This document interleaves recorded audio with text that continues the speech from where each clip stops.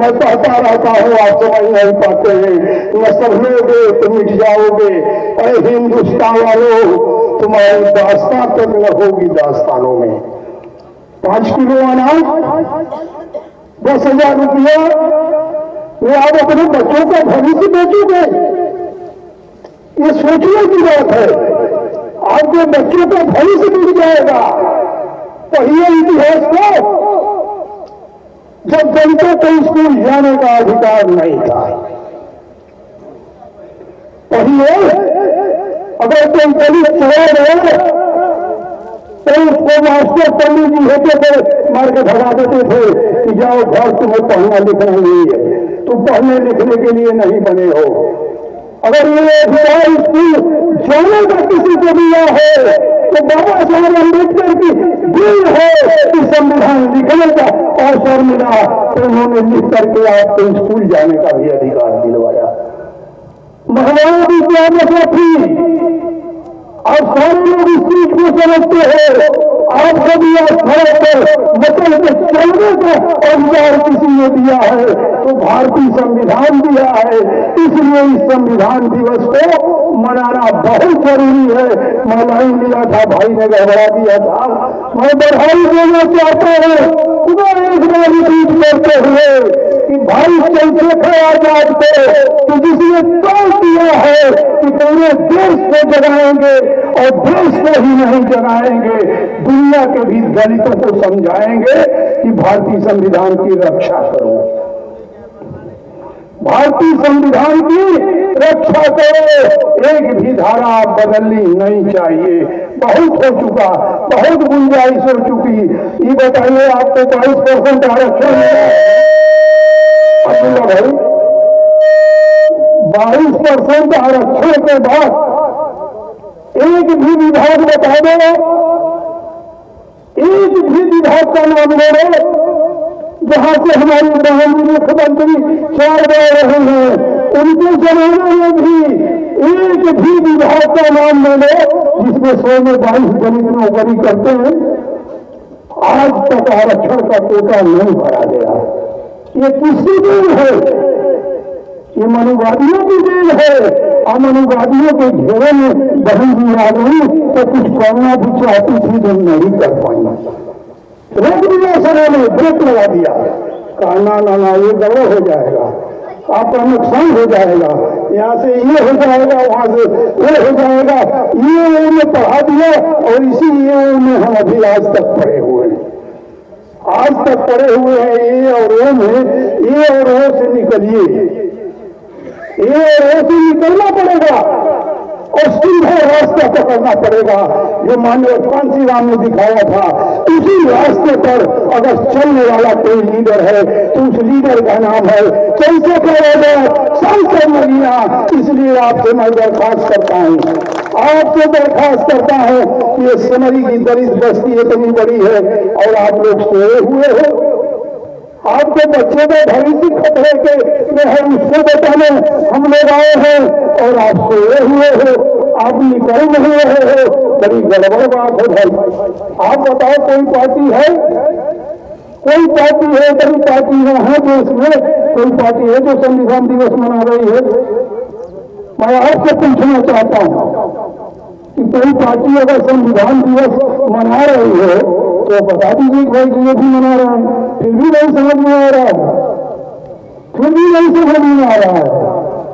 वो तो कुछ और पढ़ाते हैं तो हम कहेंगे तो अच्छा नहीं लगेगा, दूसरे लोग कहेंगे तो अच्छा लगेगा। जय बोलो बोलो जय जय छठी मैया। कहा भैया छठी मैया में है? आप बताओ, एक सवाल आपके बीच में छोड़ देता हूँ। किसी देवी देवता में दम है जो अपनी रक्षा कर सकता है? उसकी रक्षा कौन करता है? हम और आप करते हैं। किसी भी देवी देवता में दम नहीं है जो अपनी रक्षा कर ले। ताला भी हम ही लगाते हैं, उनके में इतना दम नहीं है कि वो अपने मंदिर में ताला लगा ले। और उनकी प्राण प्रतिष्ठा होती है।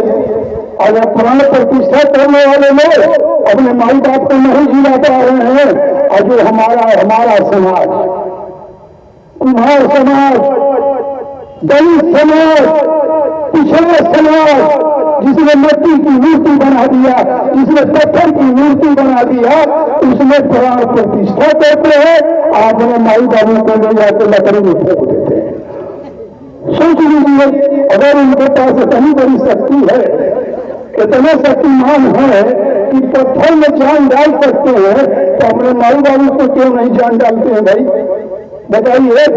हम तो आप लोगों से कहेंगे कि अगर केवल मरे तो उनकी यहाँ पहुंच जा कि चलो तुम हमारे माई बाबू को प्राण प्रतिष्ठा कर दे, प्राण प्रतिष्ठा कर दे। मर गए क्या था, हम ना चाहते हैं कि जान उनके जिया जाए।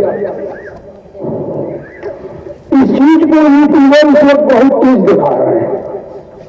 अर्चक संघ वाले इस पर बहुत बढ़िया काम करते हैं।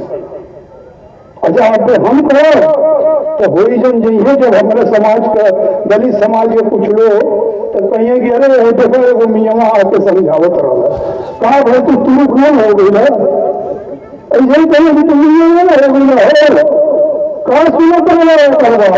अगर सच लगे तो यकीन करो और झूठ लगे तो बाईकाट करो। जानो तो मानो और न जानो तो न मानो। किसी चीज को अगर जानो, आप जब डॉक्टर के यहाँ जाते हैं तो डॉक्टर चट से दवाई आपको नहीं दे देता अगर बढ़िया डॉक्टर है तो।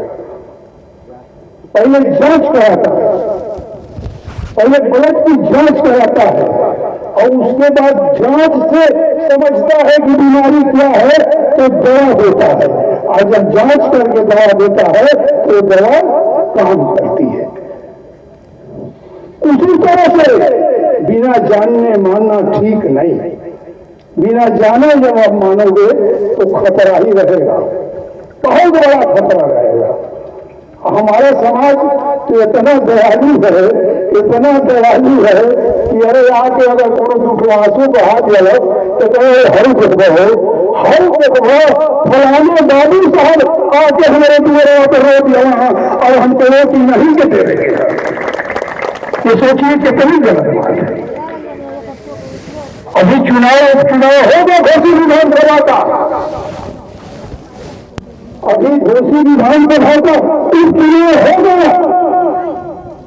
और यहाँ से जो विधायक बने हैं उसका लड़का खाली आंसू बहाते आएगा, आंख में मिर्चा का पाउडर डाल के निकलेगा और इतना फर रहेगा हमारे बारे में चल गए और उनके जीता जाए। अरे जो जाओ गरीब समाज है कैसे कहेगी, अरे रो था हो गई है एक जीता है। अभी कहने के बाद क्या करेगा, कुछ जाने थे लोग